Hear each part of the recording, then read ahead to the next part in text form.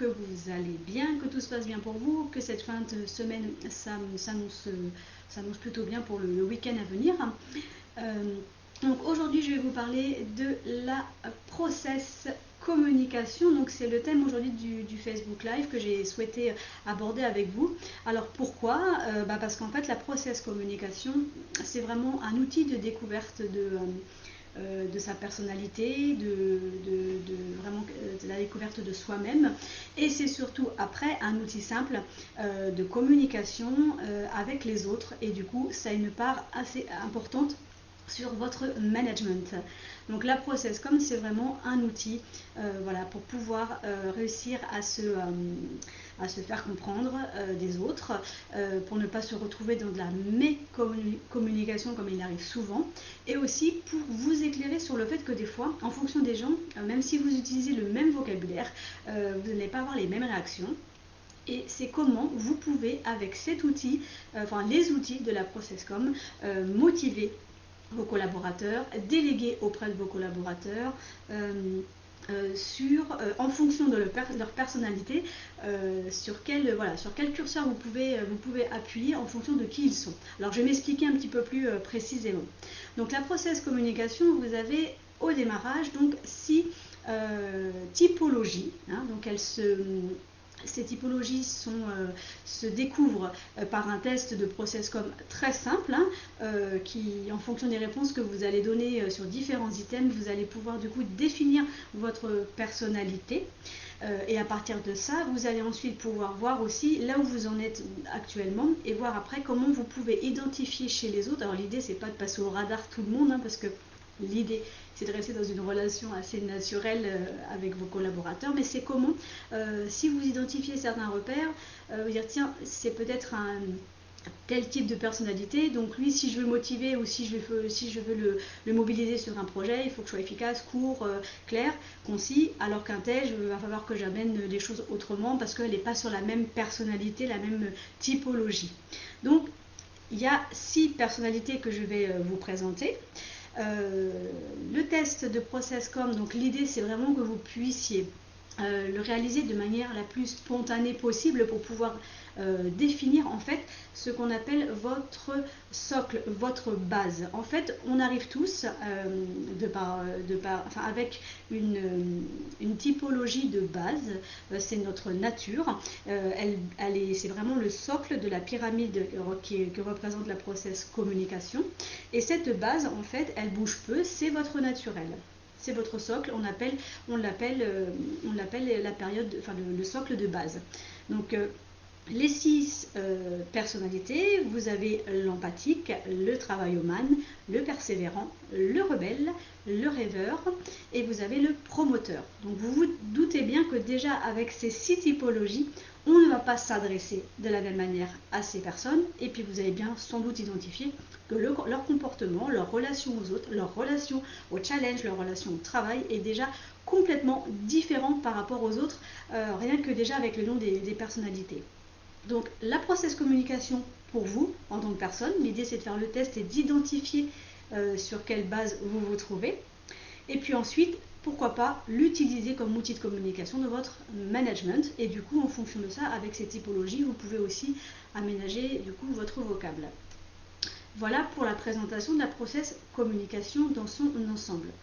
Plus précisément, la process communication, vous avez, en fonction des 6 typologies, vous avez des besoins psychologiques qui concernent donc notre base. Donc par exemple, pour vous donner un ou deux exemples, l'empathique, par exemple, si vous êtes d'une base empathique, votre besoin c'est reconnaissance de la personne, ça va être des besoins sensoriels. Par contre, la satisfaction négative, ça va être le rejet, ça va être la négligence ou l'excès. Par exemple dans la boulimie, voilà, pour l'empathique. Je regarde mes notes, le travailloman, donc c'est la reconnaissance par le travail. C'est vrai que travailloman, en même temps, on se doute un petit peu que c'est la reconnaissance par le travail et la structuration du temps. Le persévérant, c'est reconnaissance pour les convictions, reconnaissance pour le travail également.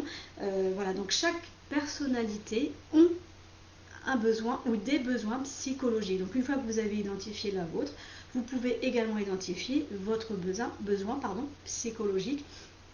L'idée étant ensuite d'identifier la phase dans laquelle vous vous trouvez, c'est-à-dire que la pyramide en ProcessCom, vous avez plusieurs niveaux.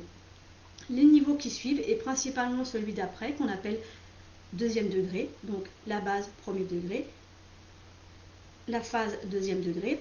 Cette partie-là peut être mobile en fonction de votre vie, de votre expérience professionnelle, de votre évolution, de votre maturité. Donc c'est une phase qui peut évoluer. Vous pouvez très bien être, alors par exemple, empathique de base, être rêveur actuellement, et puis si vous refaites le test dans quelques mois ou quelques années, la phase peut se retrouver en phase travaillomane, par exemple. Vous voyez, l'idée est là. Je vous expliquerai après pourquoi les 2 degrés sont importants.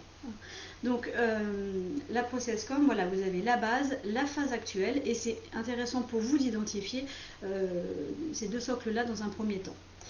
Voilà pour ça. Alors, pour vous expliquer un petit peu, donc les besoins psychologiques, et après il y a également l'environnement. Comment repérer? Peut-être en fonction d'un environnement, si c'est plus compliqué pour vous, quelle est la typologie d'un de vos collaborateurs. Il y a aussi des repères environnementaux. Donc, je vais également vous les présenter. Alors je reprends juste mes notes, parce que j'ai préparé tout mon spéculatif. Voilà, donc l'empathique par exemple prend fréquemment l'initiative de contact cherchant à établir une relation du type personnel, vous voyez. Le travaillomane prend aisément l'initiative de contact en cherchant à instaurer une relation qui est basée sur des échanges intellectuels. Vous voyez, l'approche n'est pas la même. Donc déjà, vous pouvez peut-être identifier dans vos collaborateurs, vos collègues, en fonction d'un comportement ou d'un environnement. Par exemple, vous pouvez avoir un collègue qui a un environnement très épuré, tout est classé, c'est efficace, ça va au plus rapide, il n'y a pas forcément de surplus, alors que quelqu'un qui va être empathique, vous allez avoir un bureau où il va y avoir peut-être des plantes, il y aura peut-être toujours quelque chose à manger, un truc à grignoter. Voilà, ça peut être des repères aussi pour voir sur quelle typologie se trouve votre collaborateur. Vous voyez ? Donc ça, c'est la partie environnement. Donc, les besoins psychologiques, les vôtres, ceux de vos collaborateurs, et du coup l'environnement, ça peut peut-être vous aider pour avoir d'autres repères. Voilà. Ensuite, si on aborde ensuite le bon canal, parce que c'est ça aussi que je voulais vous présenter au travers la ProcessCom, c'est que vous avez plusieurs canaux. Vous avez le côté directif, vous avez le nourricier, l'interrogatif, et l'interrogatif, je l'ai déjà dit. Donc, en fonction, pareil, des typologies, vous avez le bon canal à utiliser et celui à éviter. L'empathique, par exemple, celui à utiliser, c'est le nourricier. C'est ce que je reviens à dire tout à l'heure. Vous savez, l'environnement avec beaucoup de couleurs, les plantes, toujours quelque chose à grignoter. Donc, le canal de l'empathique, ça va être effectivement le nourricier. Par contre, le canal à éviter, ça va être le directif. L'empathique ne va pas comprendre si vous êtes sur un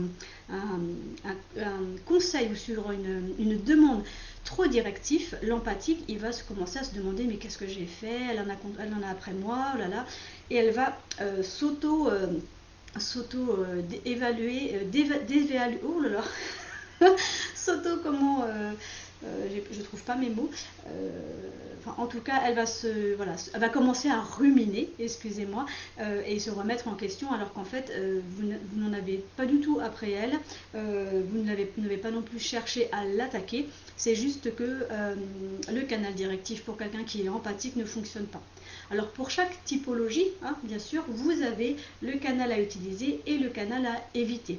Donc ça, vous pouvez faire des recherches si vous souhaitez mettre à profit dans votre management. Parce que je pense qu'effectivement, de pouvoir communiquer avec la ProcessCom, quand on parle de motivation, quand on parle de conduite du changement, et puis même vous, des fois peut-être pour comprendre pourquoi avec telle personne, des fois ça passe moins bien, vous avez peut-être l'impression que la personne, si vous êtes empathique et que la personne est sur un mode directif, peut-être que c'est plus compliqué pour vous quand cette personne-là principalement s'adresse à vous. Donc peut-être que ça aussi, ça peut vous éclairer. Et l'idée, c'est que vous puissiez faire le pas de côté et vous dire qu'en fait, ce n'est pas la personne en soi, c'est qu'est-ce qui joue dans la relation et c'est comment, si on arrive à se mettre sur le bon canal, lui comme moi, du coup mieux communiquer et ne pas, pas avoir l'impression de prendre un ordre alors qu'en fait ça n'en est pas, c'est juste que vous êtes en face à un, je sais pas, un persévérant par exemple qui est peut-être plus direct, mais qui va pas, c'est pas parce qu'il va vous avoir parlé comme ça qu'il va en avoir après vous, voyez.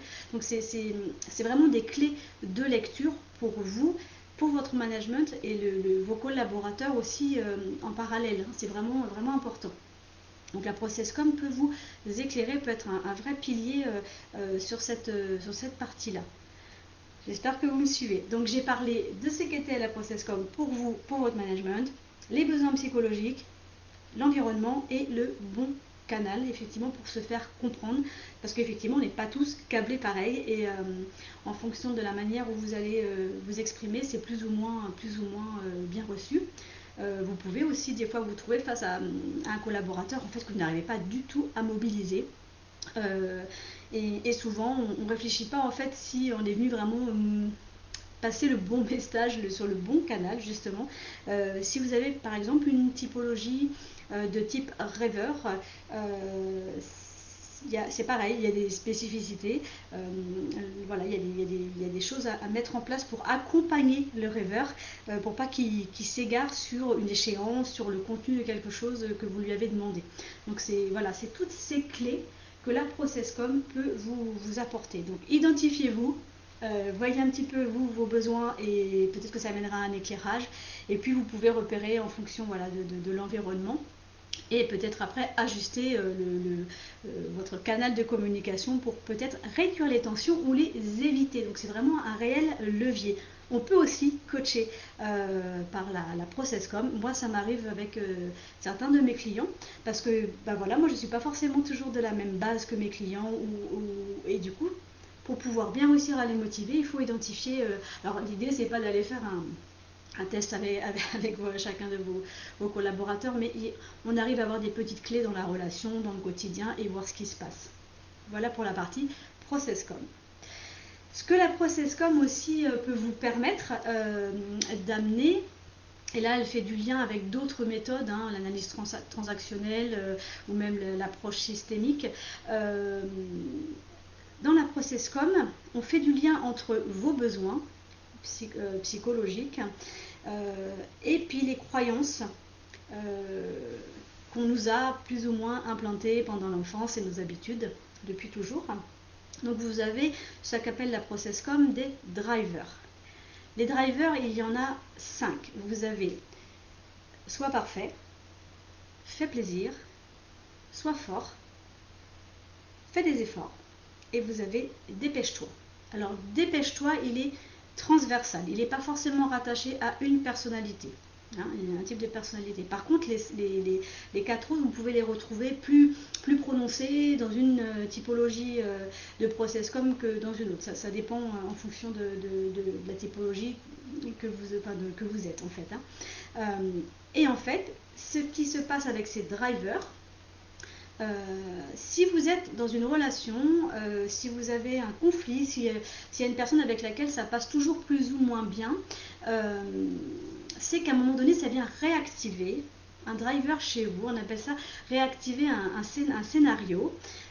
Et donc l'idée c'est d'identifier quand le scénario s'active pour ne pas vous retrouver dans un scénario d'échec.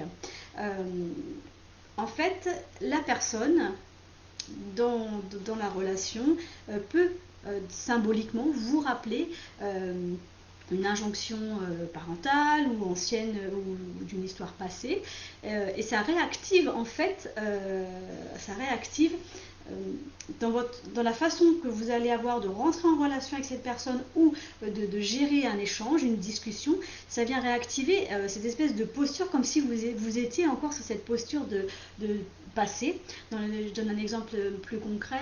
Si on a passé votre temps à vous dire de faire plaisir, et qu'aujourd'hui c'est compliqué pour dire non, pour poser la limite, et qu'effectivement vous vous contraignez souvent à faire des choses pour faire plaisir et en fait vous n'en avez pas envie, et au travail qui plus est c'est encore plus compliqué à gérer, vous allez vous retrouver à rejouer ça avec des personnes qui vont être un petit peu dans le même fonctionnement, peut-être d'un parent ou d'une personne dans votre vie passée. Et si vous ne l'identifiez pas, vous allez rejouer ce scénario et ça ne va pas forcément vous convenir. Alors c'est pas facile parce que ce sont des mécanismes qui sont comme ils portent leur nom, mécanisme, donc c'est automatique et c'est pas forcément simple de l'identifier, mais déjà c'est une réussite, comme dit la ProcessCom, c'est un flagrant délit de réussite à 50%, c'est-à-dire que déjà de l'identifier, vous avez fait un gros pas.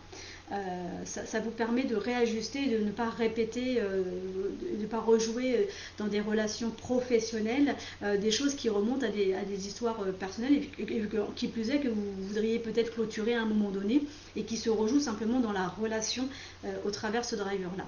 Donc de l'identifier, vous pouvez très bien, après une fois que vous l'ayez eu, dire « Oh là là, je suis en train de retomber dans ce travers-là, dans cette relation-là.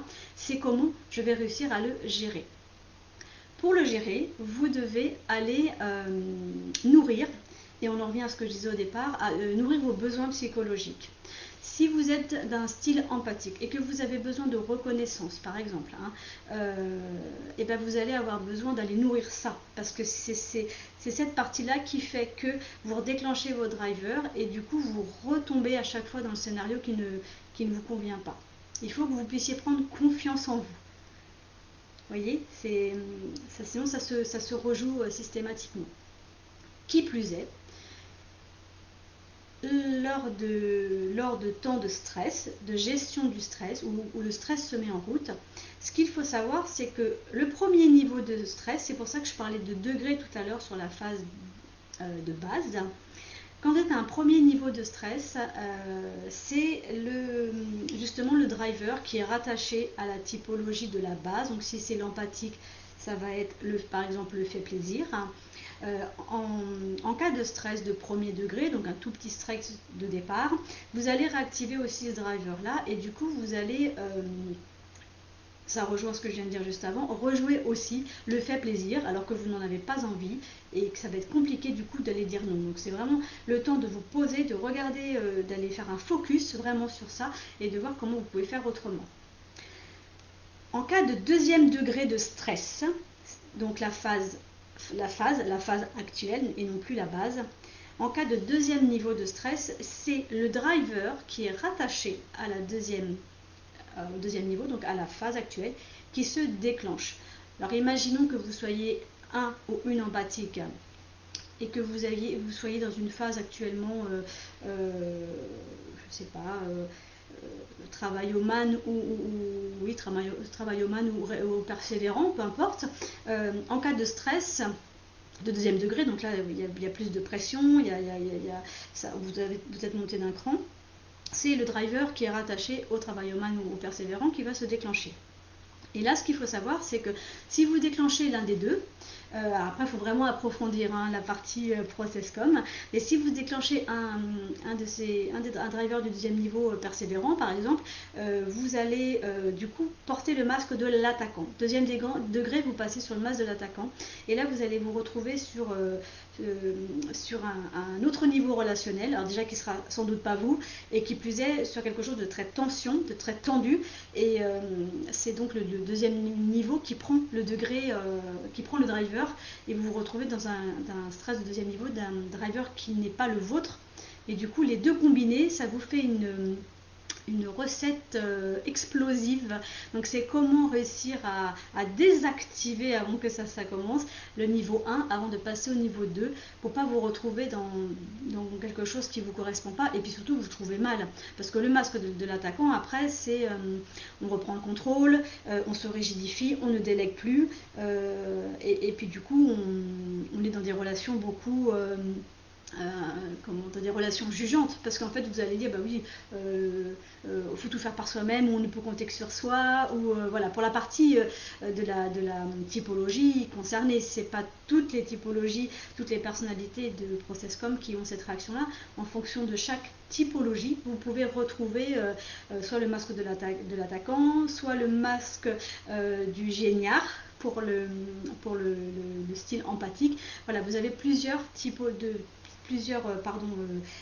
premier et deuxième degré en fonction de la typologie que vous êtes. Donc il faut vraiment aller creuser si c'est quelque chose qui vous parle. Voilà. Donc J'espère que ça a été clair pour vous. La processcom pour vous, pour vos relations, la processcom sur comment aussi gérer sa relation à l'autre et gérer sur ses drivers, pardon. Voilà, je pense que c'est vraiment un outil qui en management peut apporter autre chose en termes d'échange et de communication avec vos collaborateurs, de s'interroger effectivement si on est sur le bon canal, si on parle avec le bon vocable. Voilà, on ne stimule pas les gens, les humains de la même manière. Tout le monde n'a pas les mêmes façons de travailler, de s'organiser et de penser. Donc d'aller identifier ça, ça peut vraiment être vraiment quelque chose de, oui, un vrai levier pour pouvoir communiquer autrement, et vous allez voir qu'avec vos collaborateurs, pardon, ça va mieux passer, forcément, puisque vous allez plus aborder les choses de la même manière avec eux. Voilà, donc j'espère que ça a été clair pour vous. Si vous souhaitez en découvrir un peu plus, vous pouvez aller passer le test, parce qu'en général, il vaut mieux commencer par soi, déjà pour voir où est-ce que vous vous situez. C'est assez intéressant après de faire du lien avec votre carrière professionnelle pour voir effectivement ce que ça peut donner et puis comment agir sur ça. Parce que c'est vraiment un levier pour vous accompagner aussi dans votre posture managériale, de savoir qui on est, et ça je le dis depuis le départ, on part de vous, de qui vous êtes, où est-ce que vous en êtes, pour voir après le lien avec l'extérieur, et voilà, la relation, la communication, pour ne plus réduire aussi les personnes à des conflits. C'est toujours, et l'approche systémique parle de la même chose, c'est qu'est-ce qui joue dans la relation, comment je peux la faire évoluer, et la processcom du coup peut vous aider. Voilà, j'espère que j'ai été claire.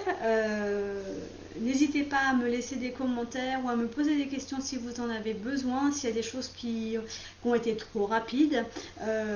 Mais voilà, je vous invite vraiment à aller découvrir cet outil qui en plus est assez léger, et assez vite on est fixé sur qui on est, ce qu'on fait, et du coup ça peut assez vite vous donner des pistes si vous voulez faire évoluer